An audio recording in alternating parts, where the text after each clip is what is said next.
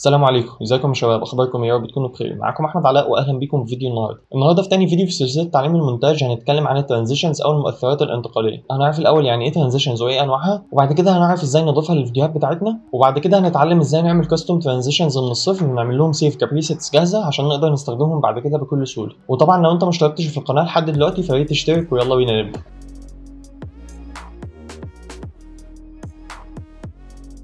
طيب يا شباب، خلونا الاول نعرف يعني ايه ترانزيشنز او مؤثرات انتقاليه.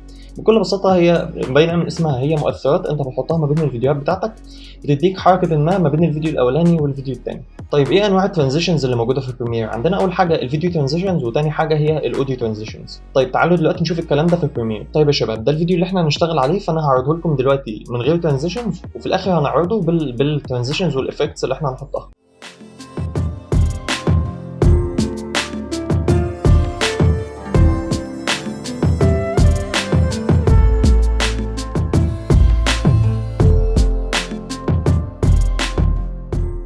طيب يا شباب، وبكده نكون شفنا الفيديو، فتعالوا نعرف ازاي بقى نحط الترانزيشنز عليه. طيب يا شباب، عشان نوصل للترانزيشنز احنا لازم نكون فاتحين الافكتس بانل من هنا.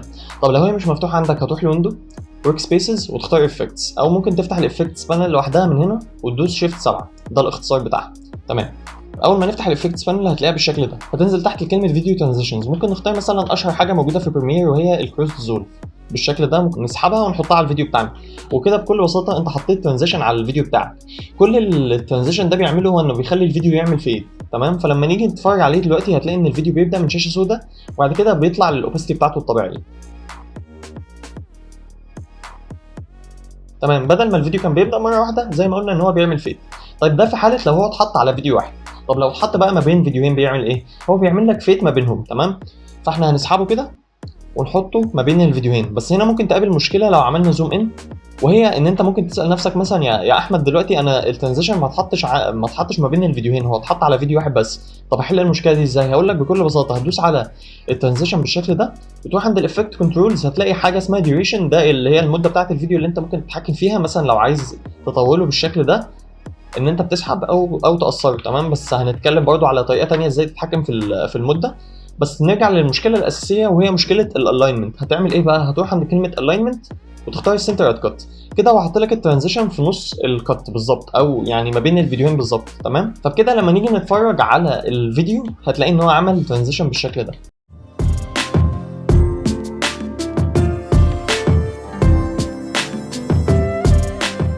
زي ما انتم شفتوا عمل فيد ما بين الفيديوهات. تمام. طيب دلوقتي احنا كده حطينا ترانزيشنز على الفيديو. نفترض دلوقتي ان انا مثلا عايز اعمل ترانزيشن على الاوديو. اعمل كده ازاي؟ بكل بساطه برضو هنقفل القائمه بتاعه الفيديو ترانزيشنز ونفتح القائمه بتاعه اوديو ترانزيشنز اللي موجوده في نفس الافكتس بانل. احنا عندنا هنا 3 ترانزيشنز في بريمير اللي هم الكونستنت جين، الكونستنت باور، والاكسبوننشال فيد. الثلاثه بيعملوا فيد ان للاوديو بطريقه معينه. تمام. فاحنا مثلا هنختار الحاجه اللي بتيجي الديفولت مع بريمير وهي الكونستنت باور، هنسحبها كده ونحطها على الميوزك بتاعت بالشكل ده. فبكده برضو انت ضفت ترانزيشن للاوديو بتاعك. فالموضوع بسيط جدا. فلما نيجي نسمع الاوديو دلوقتي هتلاقي ان هو برضو بيبدا من الصفر وبعد كده بيطلع للفوليوم بتاعه الطبيعي.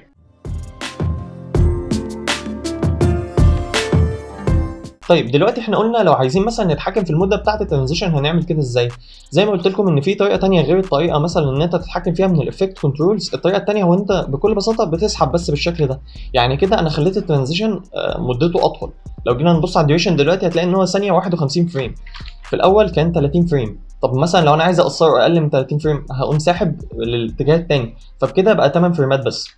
فالموضوع بسيط جدا. زي ما قلنا انت بتسحب، فمثلا لو هو سحب معاك بشكل مثلا مش سيمتريكال فهتقوم عامل ايه؟ هترجع للالاينمنت وبدل ما تخليها كاستم ستارت هتخليها سنتر ات كات. فبالشكل ده انت الترانزيشن بتاعك بقى ثانيه و46 فريم ما بين الفيديوهين دول. فنرجع بقى بكنترول زد. تمام. طيب دلوقتي احنا عرفنا ازاي نحط ترانزيشنز على الفيديوهات ونتحكم في المده بتاعتها وكمان نتحكم في الالاينمنت. دلوقتي هنتكلم على نقطه ثانيه وممكن حد فيكم يكون لاحظها، هي المربع الازرق اللي حوالين كلمه كروس ديزولف. ده معناه ان ده الديفولت ترانزيشن اللي عندك في البريمير. طيب نقدر نستفيد من حاجه زي كده ازاي؟ مثلا لو انت رحت هنا ما بين الفيديوهين وعملت كليك وبعد كده عملت رايت كليك وابلاي ديفولت ترانزيشن هتلاقي ان هو حاط لك الكروس ديزولف. فده معناه ايه؟ ده معناه ان المربع الازرق ده هو الديفولت ترانزيشن اللي موجود عندك. تمام. طب لو انت مثلا عايز تغيره لحاجه ثانيه وليكن مثلا الديبت وايت، هتقوم هتعمل سيلكت عليه رايت كليك سيت سيلكتد از ديفولت ترانزيشن. تمام. فانت كده لما نيجي بقى نحط الديفولت ترانزيشن بتاعنا هيحط لك الديبت وايت بدل الكروس ديزولف. حلو. طيب دلوقتي نفترض ان انت عايز مثلا تخلي المده الاصليه بتاعت الترانزيشن بدل 30 فريم يجي لك مثلا على انه مثلا 50 فريم لو انت مثلا بتستخدمهم كتير. طب نعمل كده ازاي؟ هنروح لكلمه edit preferences ونختار تايم لاين، نستنى لما المنيو تفتح معانا، نروح عند التايم لاين هتلاقي هنا فيديو ترانزيشن ديفولت ديوريشن، بدل ما تخليه 30 فريم انت مثلا عايز تخليه 50 فريم بالشكل ده، هتكتب 50 وهتدوس انتر. فدلوقتي لو انا عايز اتاكد ان الترانزيشن بتاعي بقى مدته 50 فريم همسح الترانزيشن ده واجيبه تاني بالشكل ده كده. لو جيت وقفت عليه شويه عشان اشوف الديوريشن بتاعه هيجيب لي الديوريشن تحت 50 فريم. فبكده نكون احنا غيرنا في المده بتاعه الترانزيشن الاصليه اللي بتكون جايه مع بريمير.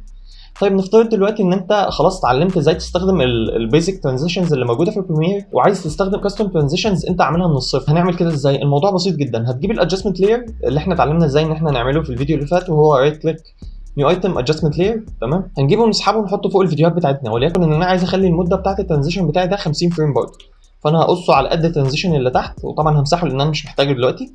طيب احنا زي ما قلنا في اول الفيديو ان الترانزيشنز هي مؤثرات انتقاليه، فاول كلمه ايه؟ مؤثرات او افكتس. فانت ممكن تعمل ترانزيشن من اي افكت موجود عندك في بريمير، وليكن مثلا ان احنا هنعمله المره دي من البلور، فمثلا هنكتب كلمه بلور بالشكل ده، نجيب الجوجن بلور ونحطها على الفيديو، تمام. نقفل الافكتس بانل. طيب دلوقتي عشان نقدر ان احنا نعمل ترانزيشن، هو الترانزيشن ما هو الا انيميشن، فبالتالي احنا هنحتاج الكي فريمز اللي احنا شرحناها في فيديو قبل كده. فطبعا لو انت ما فهمتش الكي فريمز في الفيديو ده فممكن ترجع تشوفها من الفيديو اللي احنا صورناه قبل كده. فاول حاجه هنعملها هو ان احنا ندوس على علامه الستوب واتش دي عشان نعمل كي فريم، هنخليه في النص 150 بالشكل ده، ونرجع للاول عند اول الادجستمنت لاير وندوس على السهم ده عشان يعمل ريسيت بارامتر، او ممكن برضو ان انت بدل ما تدوس على السهم تكتب صفر هنا، هي نفس الحاجه. فبكده انت عملت ترانزيشن. ممكن برضو نحط ماركر في نص الادجستمنت لاير عشان نخليه ونتاكد ان احنا عاملين انيبل للسناب عشان نخليه ايه، يعمل سناب معانا في التايم لاين. طيب دلوقتي كده تعالوا نتفرج على الفيديو ده نشوف شكله بقى عامل ازاي. دلوقتي احنا كده عملنا ترانزيشن بالبلور، فزي ما انتوا شفتوا عمل لنا كاستم ترانزيشن من الصفر. طيب نفترض دلوقتي ان انت عايز تتحكم في المده بتاعه الكاستم ترانزيشن ده، مش هينفع بقى ان انت تعمل ايه، ان انت تعمل دراج كده، لان كده انت هتشيل جزء من الادجستمنت لاير اللي عليه الكي فريمز. طب هنعمل ايه؟ هتبدا ان انت بدل ما تسحب من هنا هتسحب من جوه، هتغير بس المكان بتاع الكي فريمز بالشكل ده، يعني كده هتلاقي ان الترانزيشن بقى اسرع شويه. ممكن ان احنا مثلا نخليها قريبين اكتر عشان اوضح لكم الفكره. طيب لما نيجي نتفرج دلوقتي هتلاقي ان الترانزيشن بقى فعلا اسرع معاك. طيب نفترض دلوقتي ان انت عندك ادجستمنت لايرز كتير وعايز تحط عليهم نفس الترانزيشن ده، هتعمل كده ازاي؟ بدل ما تقعد تعمل كوبي بيست وممكن الموضوع يكون متعب بالنسبه لك، كل اللي انت هتعمله ان انت تعمل سيف كبريسيت وتبدا انك تسحبه من البريسيتس بن على الادجستمنت لايرز بتاعتك. طيب هنعمل كده ازاي؟ هنروح عند الافكت بتاعنا اللي هو جوجن بلور، رايت كليك سيف بريسيت ونسميه مثلا بلور بالشكل ده كده، هتلاقي ان هو ظهر لك هنا، تمام.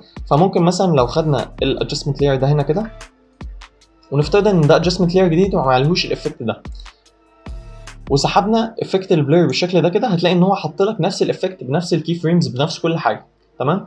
فدلوقتي لما نيجي نتفرج برده هنا هتلاقي ان هو حط لك نفس الترانزيشن.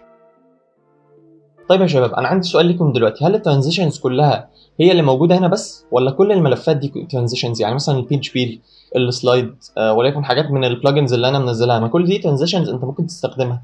فمش شرط عشان ان انا استخدمت حاجات الديزولف في الفيديو ده ان انت ما تستخدمش ترانزيشنز ثانيه. فانا عشان برضو اكسر القاعده دي ممكن مثلا نستخدم حاجه زي الايريس كروس مثلا ونحطها ما بين الفيديو كده بالشكل ده، نعمل سنتر كات، وليكن مثلا نجيب ده هنا كده عشان اوريكم الفكره بالشكل ده كده. فهو الترانزيشنز انت ليك الحريه الكامله في اختيارها، مش لازم ان انت تكون بتستخدم وليكن بن معينه زي البن بتاعه الديزولف مثلا او فاميلي زي بتاعه الديزولف بس، تمام.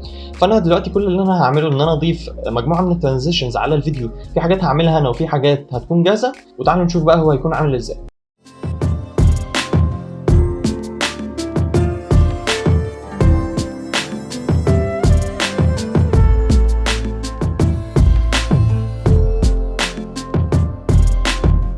طيب يا شباب وبكده بعد ما شفنا الفاينل اديت يكون الفيديو بتاعنا خلص. يا رب يكون الفيديو عجبكم، يا رب تكونوا استفدتم. ما تنسوش تشتركوا في القناه وتفعلوا زر الجرس وتسيبوا لي لايك على الفيديو وتقولوا لي ارائكم في الكومنتس. والسلام عليكم.